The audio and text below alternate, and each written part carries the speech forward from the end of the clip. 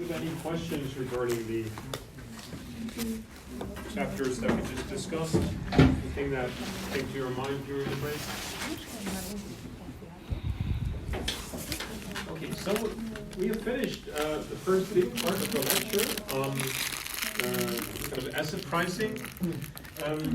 So I want to wrap up this chapter by showing you some actual evidence. This is also from my personal research area, so if you're interested in kind of writing a thesis by analyzing empirical data, that this gives you kind of an idea of what kind of the methods are that are used in this area. Data availability for these kind of things is pretty good, so you can collect your own data sets pretty easily. There are some established methods that you can use.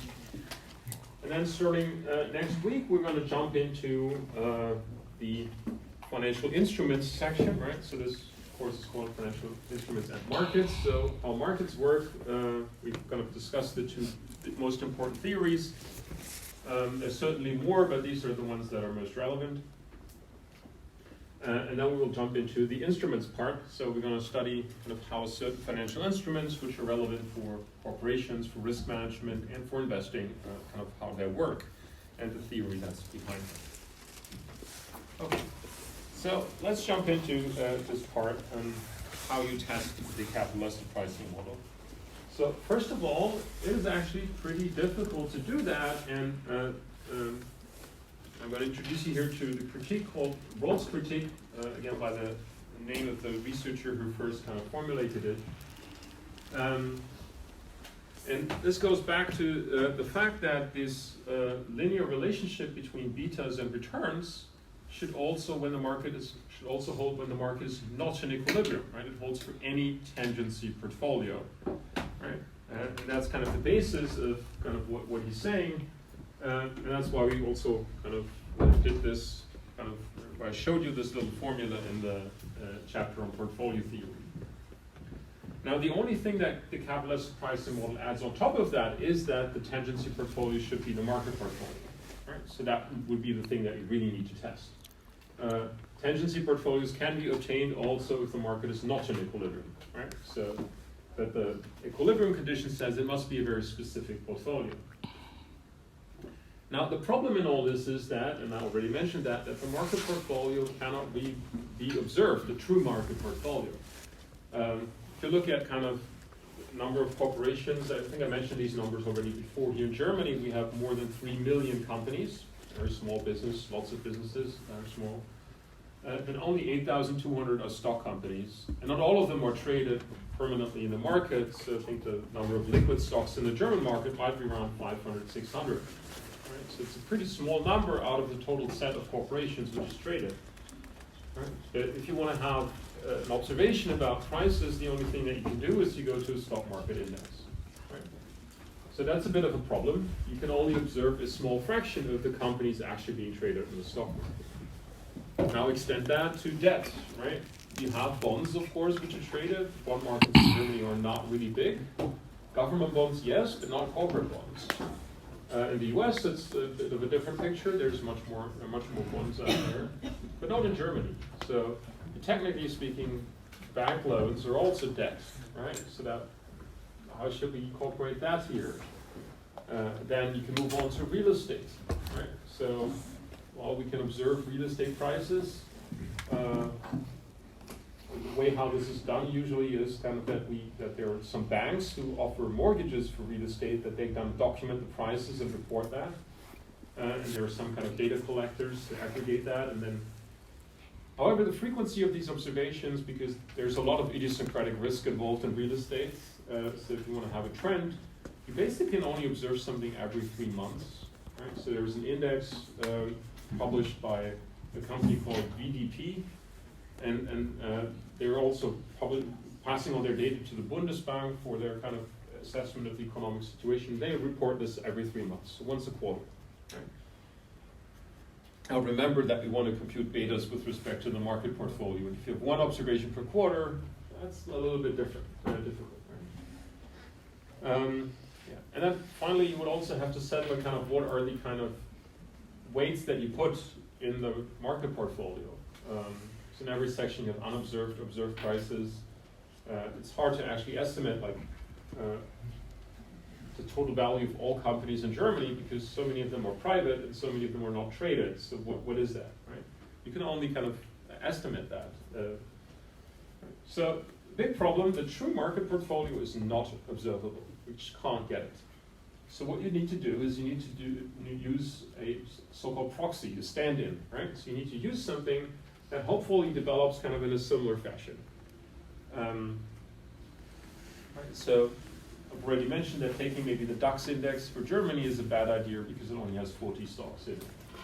So the thing that most people use is a evaluated portfolio of all stocks which are out there, right? So you would take, it's sometimes called an all-share index, right? So you would use all the shares and then trade it on one specific exchange and then use that.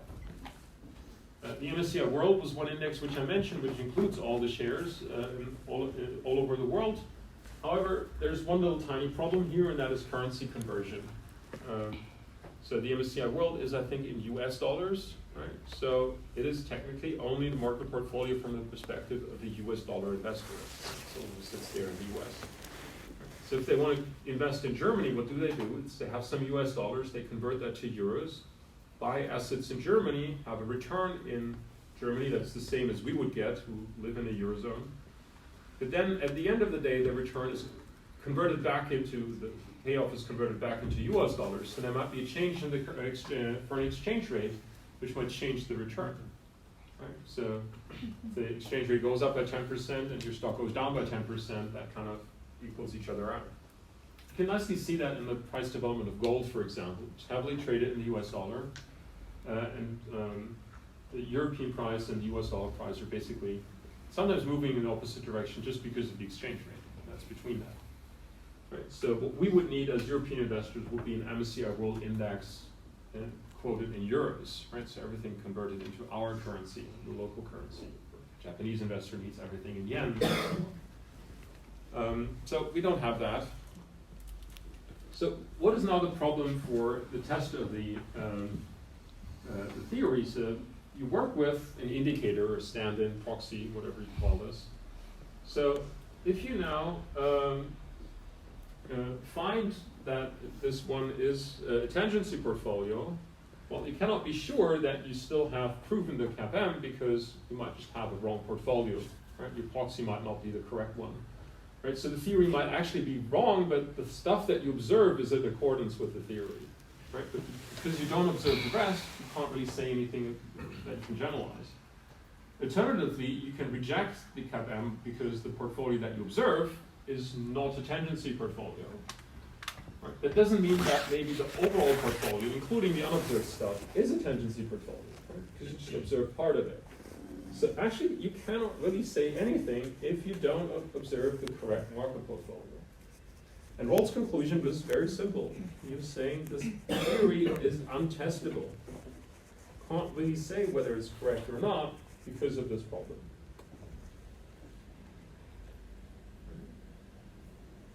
So actually, we could stop right here and leave it there. But there's, of course, some of the predictions, some evidence that we can test.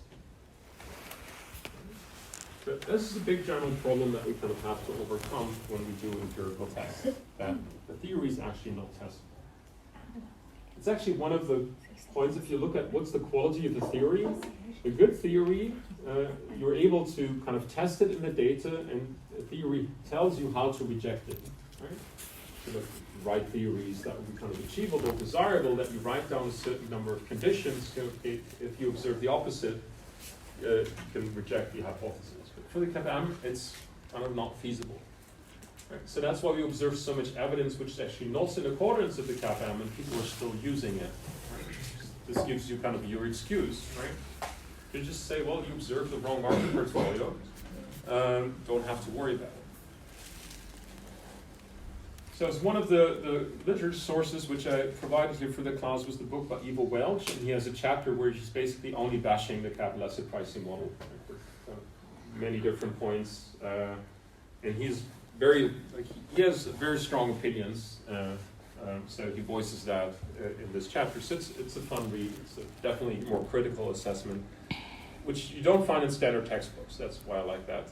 that approach, that you get a different opinion. Again, the book is available for free online, right? So there's a link in the slides. I think you were asked to kind of put in an email address in like a pop-up window, but you can just like don't end anything, just click OK, and we'll get to the page, and then you can look at the PDF version of the book. All right, so that might be an interesting read, kind of about the CAPM, and see how many and what arguments he brings up. So I'm going to introduce you to a kind of technique to test this, which is called portfolio sorting. So this is definitely a research technique, so it's not something that people do in practice. So what's the idea? The idea is, first of all, to create diversified portfolios. You don't want to look at individual stocks because the idiosyncratic risk is too high. Right? So you have too much distortion in the data. So you want to create portfolios. However, you want to create portfolios which are distinctively different according to maybe one characteristic. Right? So if you're interested in the beta, you want to have one portfolio where there are only low beta assets in it, and one other portfolio where there are high beta assets in it. Right? So you want to create a high difference in one dimension, basically. That's the dimension of the sorting. And for this, you can create anything, you can take anything, so you can create many different sorts. I think they're in the literature, there are more than 400 or so proposed. So you could kind of sort companies by their dividend payout, right? So that you have a difference between high dividend paying stocks and low dividend paying stocks. Whatever comes to your mind, you can use that for sorting. The most well-known sorts, which are actually then used quite a lot, are those proposed by Kenneth French and Eugene Fama. That they use the size of the company itself. So they want to look at the difference between